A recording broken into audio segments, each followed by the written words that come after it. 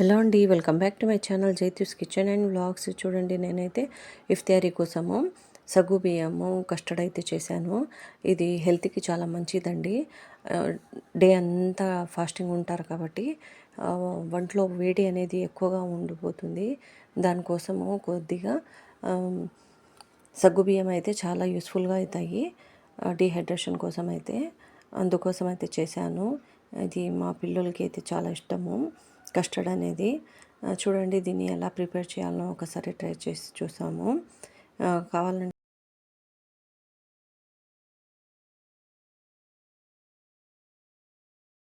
దానికి చూస్తాము.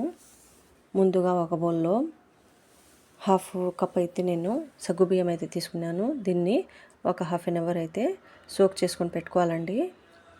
తర్వాత వచ్చేసి కస్టర్డ్ అనేది తయారు చేసుకోవాలి. ఈ కస్టర్డ్ పౌడర్ని 2 టేబుల్ స్పూన్ అయితే తీసుకున్నాను. ఇందులో వచ్చేసి వాటర్తో కానీ లేకుంటే కూల్ మిల్క్తో కానీ ఈ విధంగా కలుపుకొని పెట్టుకోవాలి లమ్స్ లేకుండా. ఇప్పుడు వచ్చేసి స్టవ్ మీద ప్యాన్ పెట్టినాక ఒక హాఫ్ లీటర్ అయితే నేను మిల్క్ తీసుకున్నాను. ఈ మిల్క్ పొంగు వచ్చేంత వరకు చూసుకోవాలి. ఈ విధంగా అయితే ఎక్కువసేపు ఇది అవ్వకూడదు. చూడండి, ఈ విధంగా పొంగు వచ్చేసింది. ఇప్పుడు ఇందులో వచ్చేసి హాఫ్ కప్ అయితే నేను షుగర్ అయితే వేసాను. ఇంకా మీ ఇష్టము, ఎక్కువగా తింటే షుగరు స్వీట్ తినే వాళ్ళైతే వేసుకోవచ్చు. ఇంకా సగ్గుబియ్యం కూడా వేస్తాం కాబట్టి కొంచెం ఎక్కువనే పడుతుంది. తర్వాత వచ్చేసి అది మెల్ట్ అయిన తర్వాత కస్టర్డ్ అనేది వేసేసేయాలి. ఈ విధంగా అయితే స్ట్రెచ్ చేసుకుంటూనే ఉండాలి, ఎందుకంటే లంప్స్ రాకుండా. ఇంకా ఇది ఒక 5 to 7 మినిట్స్ అయితే కుక్ చేయాలండి, ఎందుకంటే అది వాసన ఉంటుంది కస్టర్డ్ది, అందుకోసమని. ఈ విధంగా అయితే బాగా కుక్ చేసేసుకోవాలి. తర్వాత ఈ బౌల్లో అయితే నేను తీసేసుకున్నాను, ఎందుకంటే కూల్ పెట్టేదానికి. ఫ్రిడ్జ్లో వచ్చేసి ఇంకా నేను 2 hours అట్లా పెట్టానండి కూలింగ్ కోసం అయితే. చూడండి, ఈ విధంగా చల్లారించిన తర్వాత ఫ్రిడ్జ్లో అయితే పెట్టాను. మళ్ళీ డీప్ ఫ్రిడ్జ్లో పెట్టినామనుకోండి ఆ టేస్ట్ అనేది వేరే అయిపోతుంది. మామూలు ఫ్రిడ్జ్లోనే పెట్టాలి. ఇప్పుడు వచ్చేసి సగ్గుబియ్యం అయితే ఉడికించుకుంటామండి, మెల్ట్ చేయించుకుంటాము. ఒక గ్లాస్ అయితే వాటర్ వేసాను ఇక్కడ. ఇప్పుడు ఈ వాటర్తోనే వేసేసేయాలి, సోక్ చేసిన వాటర్తోనే సగ్గుబియ్యాన్ని. ఈ విధంగా స్ట్రెచ్ చేసుకుంటూ దీన్ని కూడా కుక్ చేసుకోవాలండి. ఎంతవరకు కుక్ చేయాలి,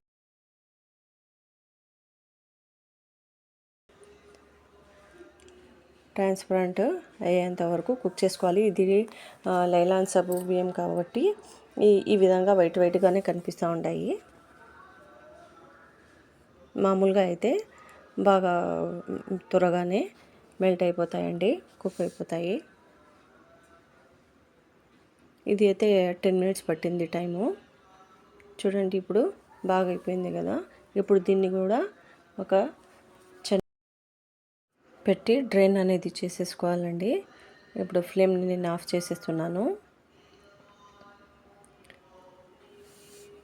చూడండి, ఇప్పుడు బాగున్నాయి కదా, మెల్ట్ అయిపోయినాయి. ఈ విధంగా అయితే కుక్ చేసుకోవాలి.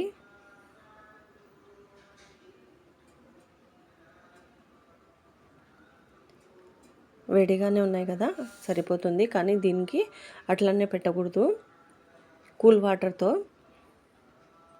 వాష్ చేసి పెట్టాలండి, ఎందుకంటే అతుక్కోకుండా ఒకదానికి ఒకటి బాగుంటాయి కొద్దిసేపు అయినా కానీ. ఇప్పుడు ఫ్రిడ్జ్లో నుంచి తీసేసాను కస్టర్డ్ అనేది. ఇప్పుడు ఇందులో వచ్చేసి సగ్గుబియ్యాన్ని వేసేసేయాలి. చూడండి, ఈ విధంగా వేసిన తర్వాత అయితే ఇంకా ఫ్రూట్స్ అయితే వేసేసుకోవాలి. మీకు ఇష్టం వచ్చిన ఫ్రూట్స్ అయితే వేసుకోవచ్చు, డ్రై ఫ్రూట్స్ కూడా వేసుకోవచ్చు. నేను నాకు అవైలబుల్లో ఉన్న పొమోగ్రానైట్ని, యాపిల్ మరియు 2 types ఆఫ్ గ్రేప్స్ని అయితే వేసాను. ఈ విధంగా వేసుకొని బాగా మిక్స్ చేసుకోవాలండి. నా ఛానల్ని కొత్తగా చూసే వాళ్ళైతే లైక్ చేయండి, షేర్ చేయండి, కామెంట్ చేయండి అండ్ సబ్స్క్రైబ్ చేయడం అస్సలే మర్చిపోకండి గైస్. ఈ డ్రింక్ వలన చాలా ఉపయోగాలు ఉన్నాయి. సగ్గుబియ్యము బాడీకి చాలా చల్లదనాన్ని ఇస్తుంది.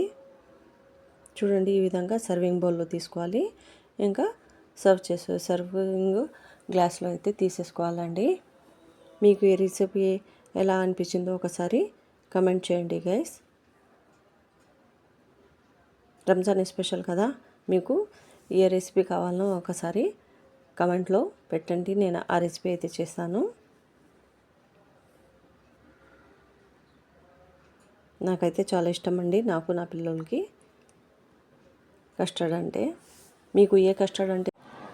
Thanks for watching. నెక్స్ట్ కలుస్తాం ఇంకో రెసిపీతో. అంతవరకు బాయ్ బాయ్.